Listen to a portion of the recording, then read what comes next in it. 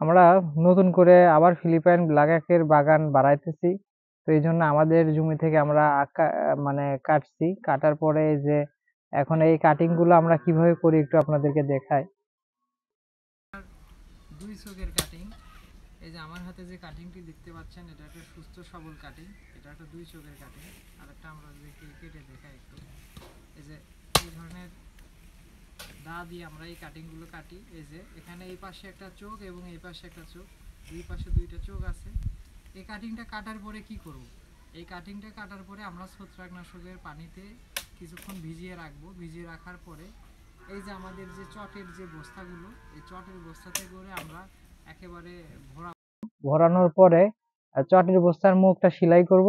সেলাই করার পরে এই যে আমরা যে আমাদের যে রুমটা আছে, অন্ধকার একটা রুম, দরজা আছে বাট জানালা নাই, মানে এই ধরনের অন্ধকার রুমে আমরা 7 দিনের জন্য রেখে দিব। আর প্রত্যেক দিন সন্ধ্যাবেলা শুধু আমরা ছত্রাকনাশকের পানি মানে বস্তাটা ভিজিয়ে দিব ছত্রাকনাশকের পানি দিয়ে। তো এইভাবে জার্মিনেশন করলে আমাদের 7 দিনে আমাদের এখান থেকে সুন্দর করে আপনার মানে চারা গজাবে। তারপরে আমাদের নির্ধারিত যে জমি, সেখানে আমরা এটা নিয়ে যেয়ে রোপণ করব। তো ফিলিপাইন ব্ল্যাক নিয়ে আসলে নতুন করে কিছু বলার নাই। তো বাংলাদেশের মধ্যে সেরা আখ এখন পর্যন্ত ফিলিপাইন ব্ল্যাক আখ, যেহেতু নতুন কোনো জাত এখনো আসে নাই। তো আমার কাছে মনে হয় যে যদি কোনো ভাইয়ের জায়গা থাকে, মনে যদি হয় যে মানে কিছু একটা করব, তাহলে ভাই ফিলিপাইন ব্ল্যাক আখ চাষ করেন, নির্ভয়ে চাষ করেন। এই চাষটা লাভজনক। কারণ আমাদের কাছে যদি লাভজনক না হইতো, তাহলে সেইটা আমরা কখনোই মার্কেটিং করতাম না। আমার কাছে মনে হয়েছে এটা লাভজনক, এটা করা যায়। সেহেতু আমি আরো 2 জন ভাইকে মানে নতুন উদ্যোক্তা বানাতে সহায়তা করি। তো বা যদি কোনো ভাই ফিলিপাইন ব্ল্যাক আখ সম্পর্কে কোনো কিছু জানতে চান, তো ইনশাল্লাহ আমাদের হোয়াটসঅ্যাপ নাম্বারে কল করবেন। আমরা আপনাদেরকে জানানোর চেষ্টা করি। আমাদের কাছ থেকে যে চারা নিতে হবে এরকম বিষয় না।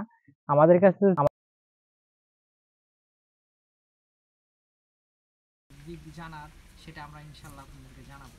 আর যদি চারা নেন তাহলে সেক্ষেত্রে চারা রোপণ থেকে শুরু করে হারভেস্ট করা পর্যন্ত যতগুলো মনে করেন যে কার্যক্রম আছে, সেগুলো আমরা আপনাদেরকে পর্যায়ে হোক বা যে কোনো মাধ্যমে হোক আপনাদেরকে আমরা জানাবো। সবাই আমার স্বপ্ন অঙ্কুরের পাশে থাকবেন। মানে ছোট্ট একটা স্বপ্ন অঙ্কুর, দেখতে দেখতে আজ 4 বছর প্লাস।